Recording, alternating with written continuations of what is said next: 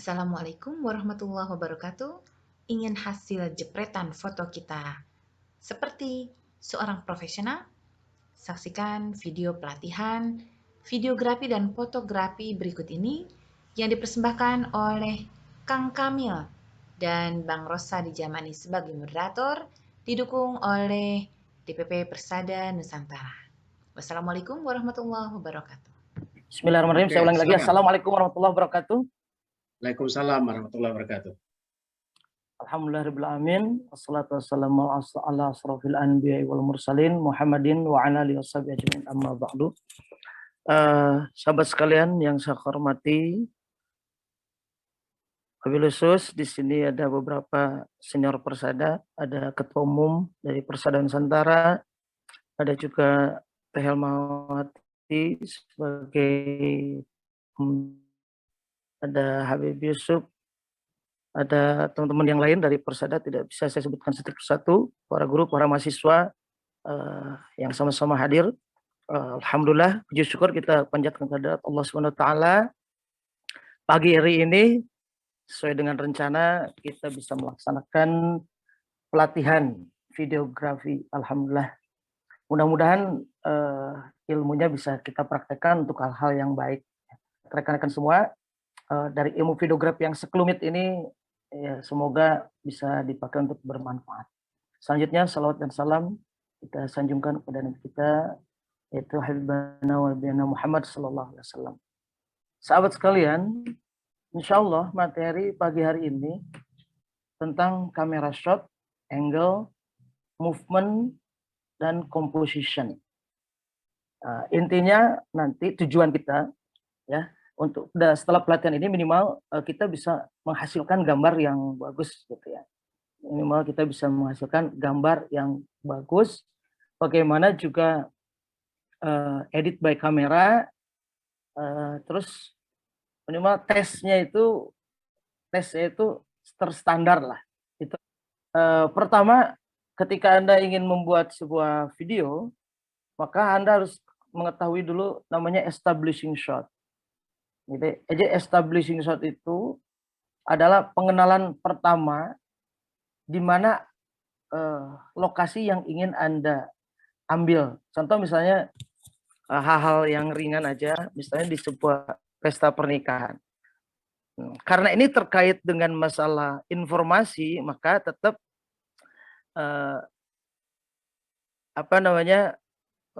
5W1H-nya itu harus dipakai. Nah, establishing shot ini untuk mengetahui di manakah kita bisa mengetahui where lokasinya itu, where is the event is located, di manakah tempat kejadian ini berlangsung, gitu.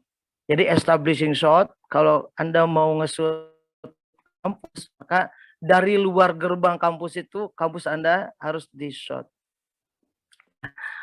Satu shot itu adalah satu kali mulai dari kamera on ke kamera off, itu satu shot.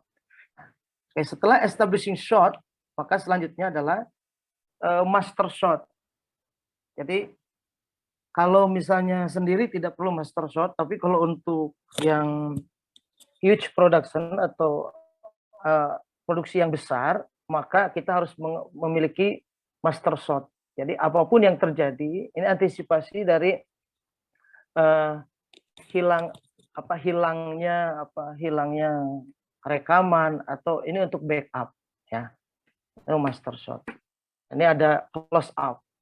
Close up itu simpelnya apa yang Anda lihat dari foto paspor itu close up. Jadi a picture which show a very small part of scene, such as a character space. Jadi satu frame itu lengkap semua, atau komposisinya itu terpenuhi oleh gambar. Itu namanya close up. Jadi close up itu patokannya tidak ada headroom. Nanti saya akan jelaskan ke depan, ya. Nah, yang jelas foto close up itu seperti apa? Seperti foto paspor atau foto KTP. Itu foto close up, ya. Oke. Nah, Ini close up biasanya digunakan dalam film itu untuk mengetahui detailnya ya. Sekarang extreme close up. Extreme close up ini part of our physical appearance, part of body. Misalnya sebagian kecil dari body kita, dari tubuh kita, dari apa namanya six sense kita atau five senses ya. Apa namanya, mau mulut saja, mau mata saja, mau telinga saja. Nah ini fungsinya adalah membuat sesuatu itu lebih dramatis. Medium close up. Anda harus mengenal medium close up itu seperti apa. Nah, medium close up ini bisa dilihat di gambar ya. Nah, medium close up berbeda dengan close up itu hanya sedikit saja, yaitu ketika sebuah gambar terlihat ada headroom. Headroom itu ruang kepala antara kepala dengan batas frame. Itu namanya headroom. Gitu. Dan juga batas bawahnya itu di bawah dada. Di bawah dada, di atas perut. Nah, itu namanya medium close up. Now we go on long shot atau wide shot. Nah, long shot itu a framing in which the scale of the object shown is small. Objek terlihat kecil, tetapi terlihat environment-nya. Apa itu? Jadi terlihat di mana dia, lingkungannya bisa terlihat. Jadi objek seperti ini tidak bisa detail. Tidak bisa terlihat ini siapa ya, masih buram. Nah, batasan long shot itu, kalau orang itu full body. Jadi seluruh tubuhnya terlihat, tetapi detail wajahnya tidak terlihat. Nah, ini fungsinya kalau dalam jurnalistik, ini ada untuk melihat lokasi dan juga objeknya, tetapi objeknya ini atau subjeknya bahasanya terserah, tapi tidak dekat atau tidak secara jelas gitu ya. Medium long shot itu atmosfernya terlihat, cuman lebih jelas objeknya itu siapa dia. Nah ini kalau di istilah lain itu namanya knee shot. Knee shot itu ukuran gambar yang batasnya itu dari lutut ya, lutut ke atas. Dia ada lengkap dan juga situasinya juga terlihat. Extreme long shot yang dilihat bukan objeknya tapi atmosfernya. Nah, tadi kan objeknya yang ini nih, yang dilihat itu atmosfernya. Nah, guys, teman-teman sekalian, kalau kita membuat sebuah video berangkai, maka harus mencakup seluruh dari shot size tadi. Jadi semuanya. Pertama misalnya mau extreme long shot dulu atau wide shot dulu, terserah. Nanti baru long shot, baru nanti objeknya. Objek yang detailnya. Bisa pakai medium close up atau pakai close up sendiri. Atau nanti kalau mau bikin film pendek, sekarang nih ada lomba film pendek, kamu bisa bikin film pendek dengan komposisi yang bagus gitu ya, komposisi gambar dan shot size yang bagus. Nah, itu akan menghasilkan video yang keren. Nah, ini mid shot. Mid shot di sebelah ini. Mid shot itu batasnya pinggang. Jadi dari pinggang ada headroomnya. Kita bisa lihat. Ini namanya mid shot. Ini long shot. Ini medium close up. Ini close up. Jadi close up itu ada bawahannya lagi, ada namanya very close up, atau ada lagi di bawahnya itu big close up.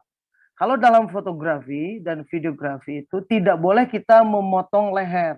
Kalau orangnya terlihat itu, dipotonglah kepalanya. Ini bagian kepalanya yang jangan diambil. Itu namanya very close up. Kalau lebih kecil lagi namanya big close up. Oke, saya perlihatkan. Ini namanya close up. Ini medium close up. Di atas mid shot. Ya. Bedakan mid shot sama medium close up. Nah, yang ini namanya long shot. Full shot. Ya. Atau bisa disebut long shot atau bisa disebut full shot. Dan kita harus mengenal ada headroom, ada nostrum. Kalau kita menghadap ke kanan seperti ini harus lebih banyak di sini. Bisa lihat teman-teman, karena saya melihatnya ke sebelah kanan. Ini namanya nostrum, atau istilah lain itu direction room. Nah, sekarang yang Anda lihat di screen adalah point of view shot. Point of view shot adalah point of view, berarti apa istilahnya itu, sudut pandang dari si objek utama. Seperti sudut pandang objek yang sedang menggunakan megang pistol kepada si subjeknya, kepada objeknya. Lihat. Nah, yang menjadi poin utamanya itu adalah objek yang ini. Jadi kan yang dimunculkan ketika dia under gun gitu ya, under pressure gitu. Jadi seperti ini actingnya. Nah, itu akan namanya dalam fotografi namanya menambah ilusi kedalaman gambar. Ini namanya point of view shot. Nah, seperti yang di bawah ini point of view shot. Nah, kalau yang di bawah itu lebih horor ya. Jadi semua actingnya namanya grouping, oke. Tapi kalau untuk shotnya namanya point of view shot. Nah, digunakan seperti apa point of view shot? Digunakan ketika Anda ingin mengambil gambar sebuah aktivitas sekolah. Pertama, Anda lihat dulu kelas, dari ruang kelas. Misalnya kelas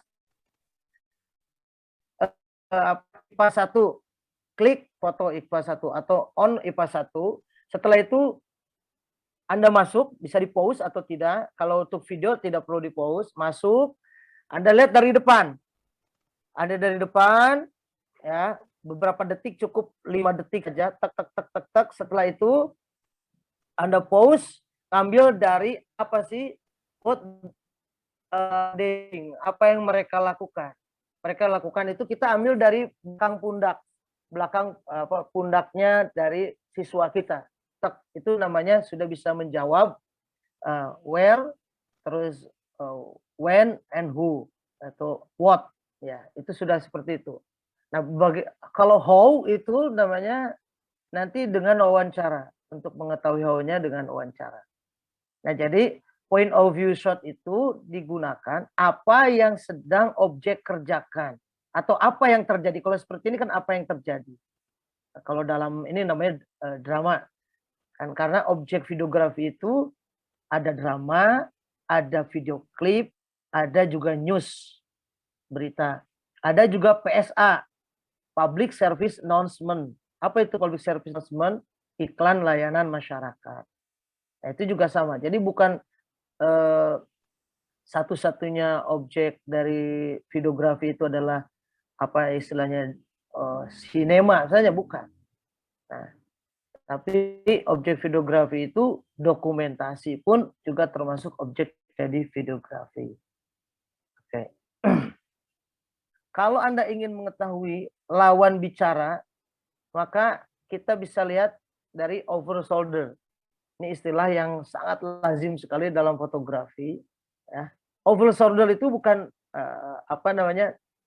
ini kalau ada dosen kita sedang ngajar dan kita mau foto, jangan cuma dosen kita yang diambil, tapi ambil dari belakang punggung mahasiswanya. Untuk apa? Itu namanya give more deep illusion. Namanya menambah ilusi kedalaman gambar. Jadi lebih hidup gitu. Nah, sama sih, identik dengan point of view siswa tadi Kak. Begitu juga ketika mau ambil gambar dari belakang punggungnya dosen, berarti itu point of view-nya dosen gitu, seperti itu ya.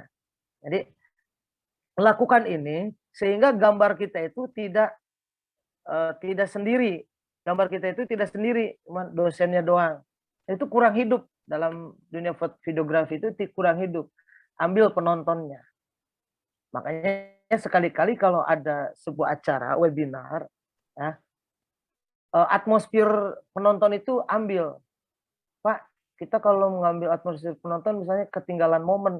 Makanya seorang videografer itu harus pertama kuncinya punya motivasi. Jadi dia datang ya sebelum acara, begitu ambil stock shot yang banyak, stock shot yang banyak ada orang duduk, jalannya bawa anak, anaknya nangis, ambil gambar semuanya. Sehingga ketika misalnya contoh prosesi akad nikah atau prosesi pelaminan contohnya gitu ya, prosesi pelaminan itu tidak cuma penonton doang, pengantin doang yang kita putar itu. Nah itu akan menjenuhkan.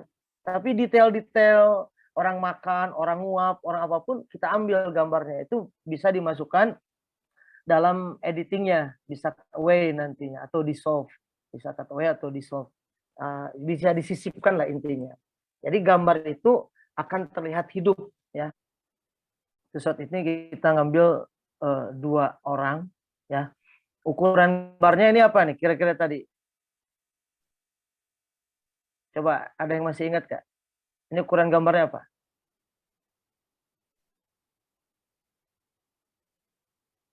Ini medium shot ya. Medium shot. High angle. High angle itu, the high angle is the power position. High angle, si objek itu di bawah kamera. Posisi objek di bawah kamera. Saya lebih senang bilangnya objek aja, nggak subjek. Jadi posisi objek di bawah kamera. Contohnya posisi seperti ini, bila mana Anda sedang ada berdoa. Ya. Kalau Anda sedang berdoa, itu jangan dari bawah, tapi dari atas. Karena doa itu adalah sebuah permohonan ya pada Yang Maha Kuasa. Jadi ngambil gambarnya harus dari atas. Orang bersalah ya. Suspek itu harus dari atas ngambil gambarnya. Jadi objek lebih rendah daripada kamera. Nah, kenapa bisa adanya angle? Angle kamera itu hadir mewakili dari mata penonton. Jadi begini, cara kerja kamera itu sama dengan cara kerja mata kita. Apa yang Anda lihat itu indah, ketika Anda freezing atau direkam, maka si penonton itu akan merasa indah. Kalau Anda melihatnya buram, terus Anda share, pasti orang lain pun merasanya tidak nyaman. Kita kembali lagi, high angle itu posisi kamera di atas objek. Mau 5 cm, mau 10 cm, tetapi jangan ada pakemnya, jangan terlalu di atas kepala. Beda lagi nanti itu namanya. Itu namanya bird eye view. Bird eye view itu ya sudut pandang burung kan, nukik gitu ya. Oke, sekarang high angle. Nah, jadi not so extreme as a bird eye view. The camera is elevated above the action using a crane to give a general overview. Dan ini digunakan keren banget kalau posisinya dari guru ke murid. Nah, guru yang di meja itu kalau dalam fotografi dinamakan high angle kepada murid. Jadi point of view guru ke murid yang di bawah, muridnya misalkan lesehan. Ya. Tapi kalau satu level, murid di kursi, guru di kursi, itu angle-nya lain lagi. Namanya eye level. Oke, sekarang kita lanjut ke angle berikutnya.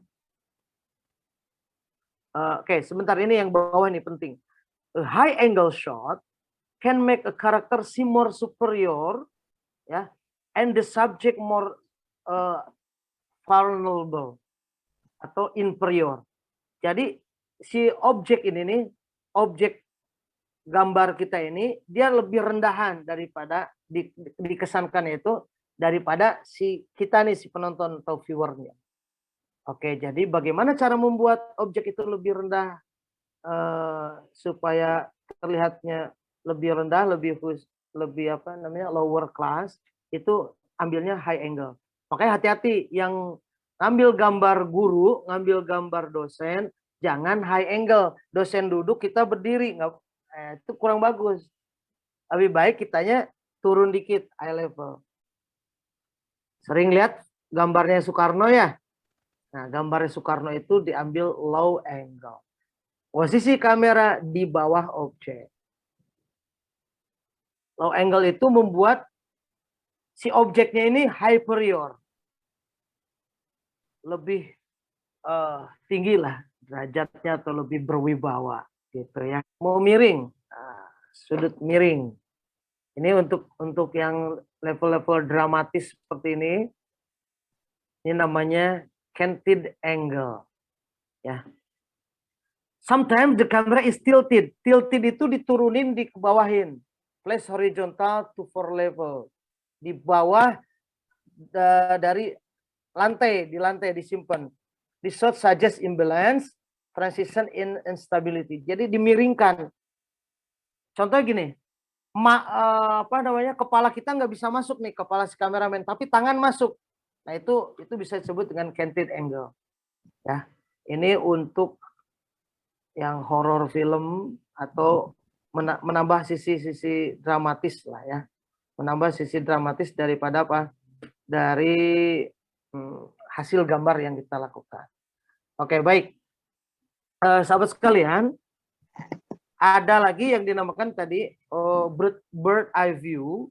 Bird eye view itu kamera kita persis di atas ini. Ini kalau saya liatin HP saya. Nah, kamera kita tuh di atas kepala. Jadi kalau Anda di lantai 5 gedung, ya, kamera mengambil gambar dari atas ke jalanan di bawah, itu namanya bird eye view. Paham? Itu keren banget itu hasilnya pasti. Karena lebih wide ya, dan lebih fokus.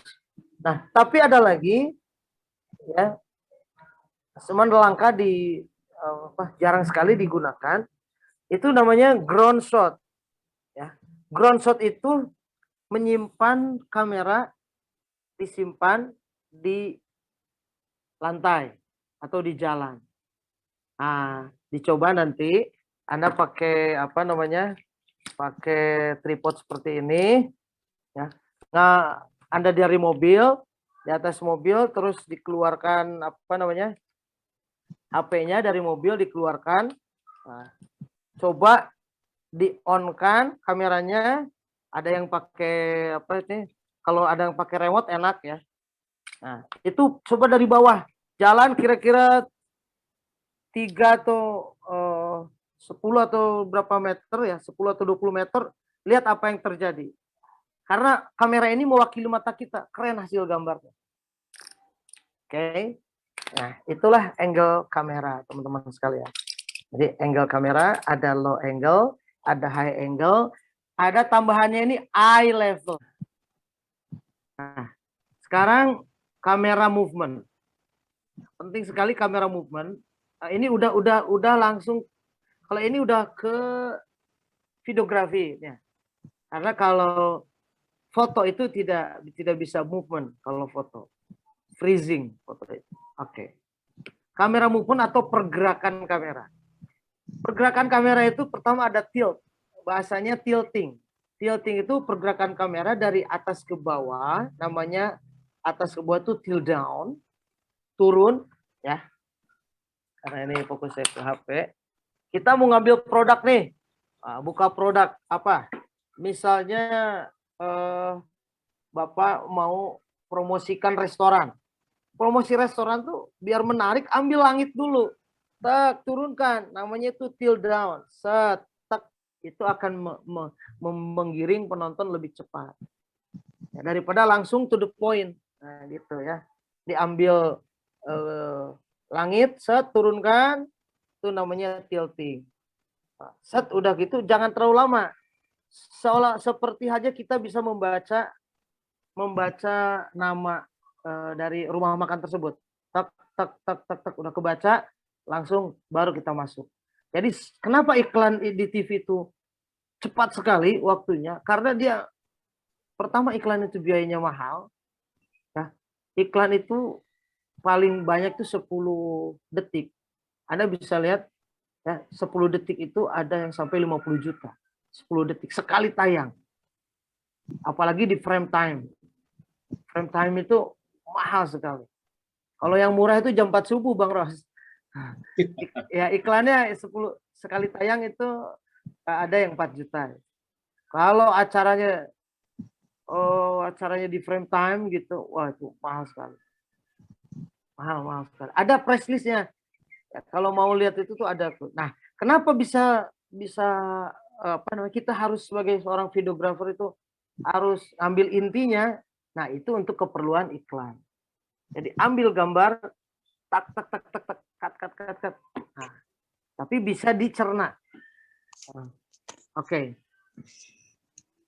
Ya, tilt. Kalau dari bawah ke atas, nah itu namanya tilt up.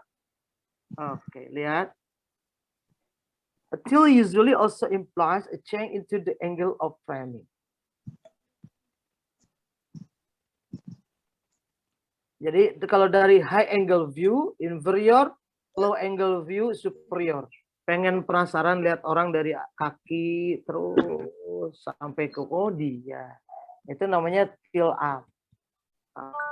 Pen itu, the pen shot is more often used, however, for the purpose of following action of giving movement to a scene that otherwise would be static. Jadi pen itu pergerakan kamera dari kiri ke kanan atau dari kanan ke kiri.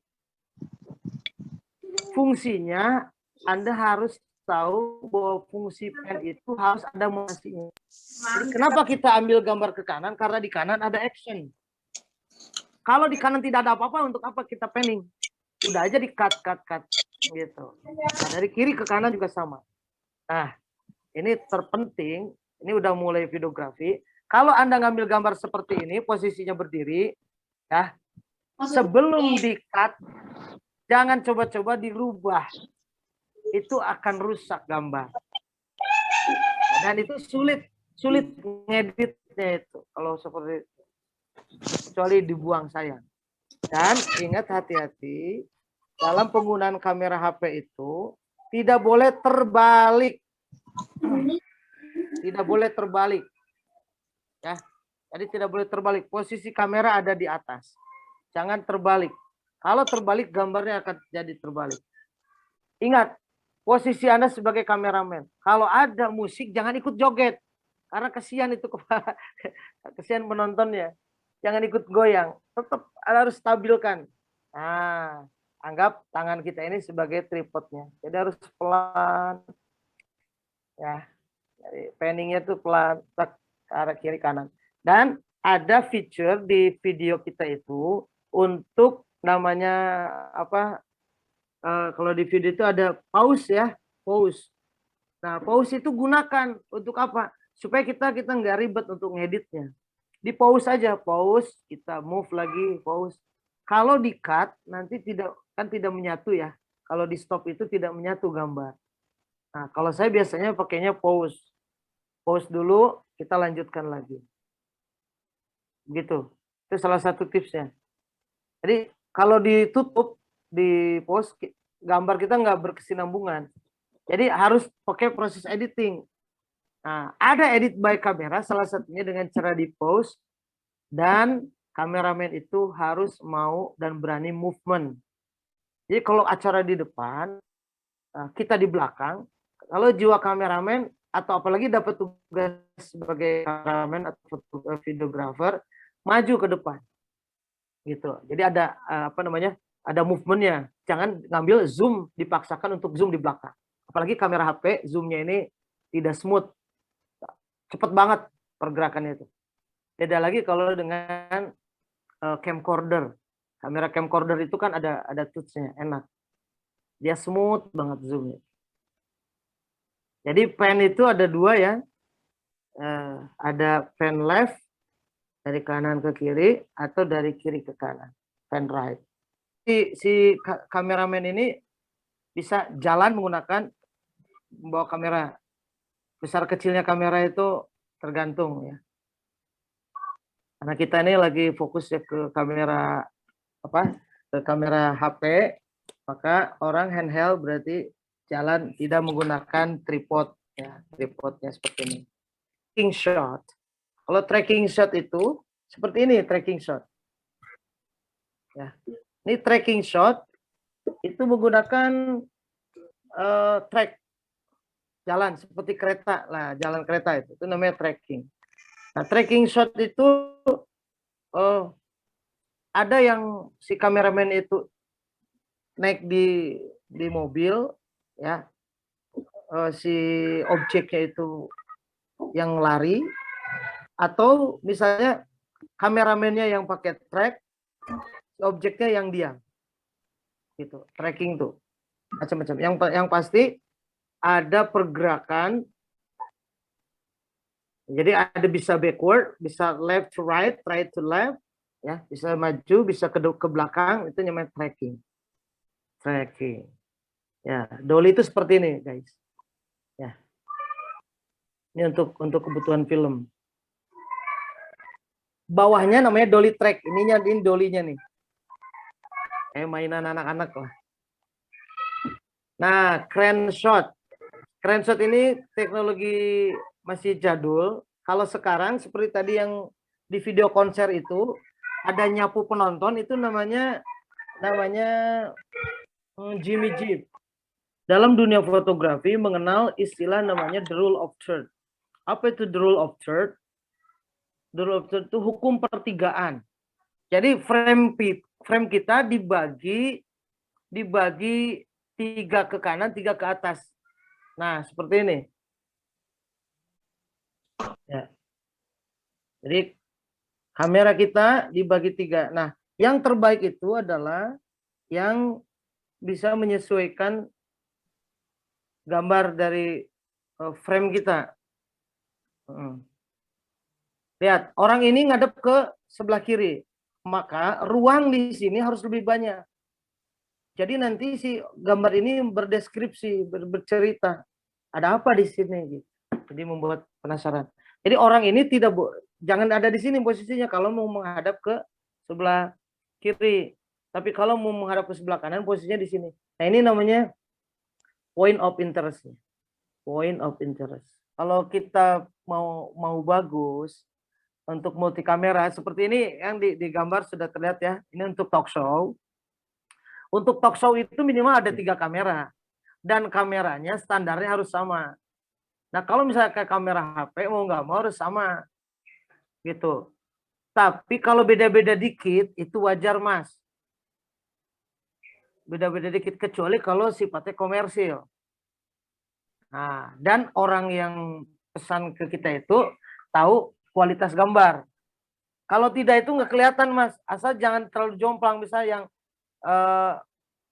14 sama 50 sama 60 itu terlalu jauh gitu. Kalau bedanya cuma 10 mah aman itu. Yang penting jangan VGA aja. Kalau VGA sama pixel itu baru beda lain. Tapi ini orang biasa moto ini, Pak Samsul, tahu detail. Oke, yang kedua masalah ISO sama apa fokus, intensity, depth of field itu jelas harus kita berbeda dengan HP. Antara kamera profesional ya dengan kamera HP lain. Kalau di HP itu auto aja udah. Auto aja, nggak usah macam-macam. Di HP mah yang penting dokumentasi kita bagus gitu. Untuk video kita bagus. Kecuali mungkin ada HP yang bisa autofokus ya. Bukan manual fokus. Seperti yang untuk belakang buram gitu kan. Ya, seperti itu. Kalau tidak ada fasilitasnya, pokoknya jepretan kita bagus, enak, indah dilihat oleh kita, berarti ketika di-share juga enak, indah dilihat. Ya, jadi risiko ya Mas Samsul. Di HP secanggih-canggihnya, tapi akan beda nanti touchingnya dan tesnya, hasil akhir dari orang yang sudah pernah pelatihan dan tidak itu beda. Jadi kalau lihat konser itu, dia tidak akan ikut goyang, pasti dia akan stabil, bahkan nahan nafas. Nah, kayak gitu. Dan juga tidak perlu menyingkirkan orang ketika di kerumunan, justru kreditnya itu dia dapat. Siap. Oke ya Mas Samsul ya.